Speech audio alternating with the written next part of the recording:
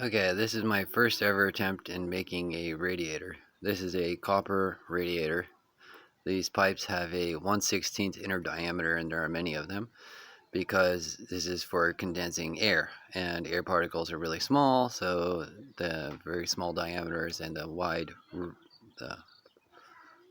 wide surface area makes it cool down much more quickly.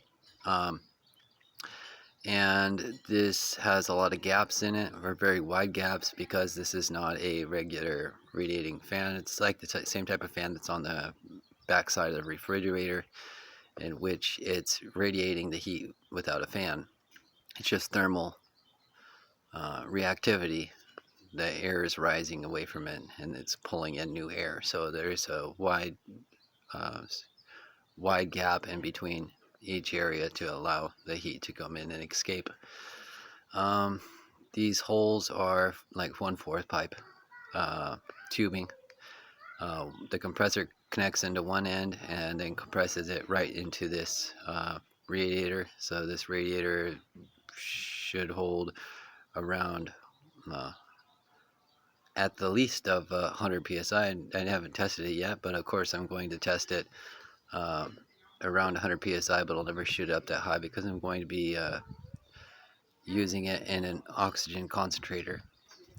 So what this does is the compressor shoots air inside of here, and then after this it goes there's a valve that would connect onto this end, so it'd be like a pin valve, or just a valve to kink the pipe.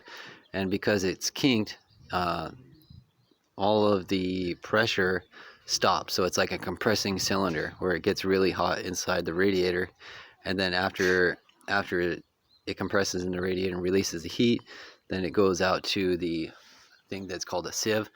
Inside the sieve is a container filled with a zeolite. So this is a finished product sieve where the air comes in through the bottom there and then goes up through the cylinder, and then basically oscillates a pulse where it goes in and out. And I guess it's about pressure ratios. I'm going to be doing testing on this to figure this out completely, because people seem like they don't know what they're doing when they're actually playing with this. They believe that it's just based off of um,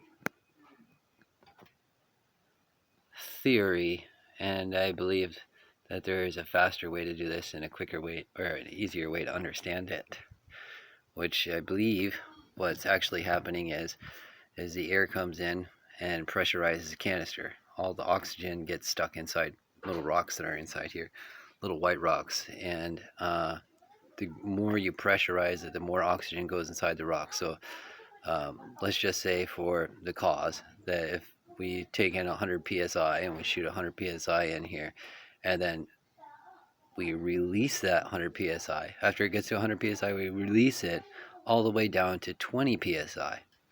Then 20 psi, at 20 psi, the oxygen's just starting to push out of the rocks. Then a little bit under 20 psi, the oxygen has pushed out all of the other gases. And then, like, basically all the other gases are nitrogen. It pushes it all out, and then the only thing left inside is about for the cause 19 psi left inside the chamber. Then you take that 19 psi and you inject it and you breathe it. So that's what I believe is happening. So I'm going to be doing my own testing. This is what's on the bottom of the canister, or the sieve. It's just like a drain cap glued on there, and then there's a pipe connection. And the same thing on the top, where in this case I got like a valve. Alright, so basically the top is just like the bottom, where there is a screen inside there and then like a drain cover, and then on top of that there is a spring, or in this case it's one of those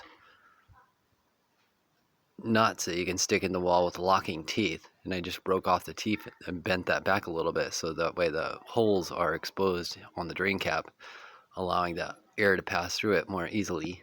Um, and then a spring goes on like that. Now that little washer, I guess we could say, on the bottom there just holds this spring in place and keeps it erected, so that way when this installs, it will, yeah, it fits right on that uh, pipe fitting.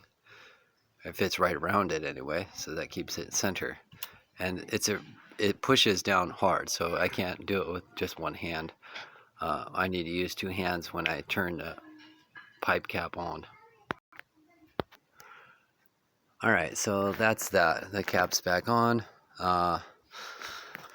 So again, from the compressor into the radiator, from the radiator into the cylinder, from the cylinder into your breathing apparatus. But there are also going to be valves, and the valves and the timing, pressure, not timing, but pressure sensors. And the pressure sensors are going to tell it when to do what, based on pressure levels. So that's how this system is going to work. And typically, I hear people talk about timing when they're talking about oxygen concentrators, but I don't think it has anything to do with timing.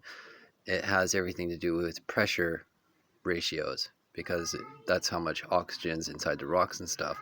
And so I believe that you can have 100% efficiency off of one cylinder, or 90% efficiency off one cylinder, and I've seen people using two to get that, but I believe it can be done with one. But I'm going to end up doing it with four in the end, because I believe that I can make it quieter if I use four. So when one's acting, one's releasing, or one's starting, one's releasing, one's halfway, and one's halfway done, like that. So there's always like a constant release of pressure instead of going it's going shh. So it's a lot more quiet, always releasing the pressure, and also having a higher volume release. And yeah, all right, that's what I'm doing.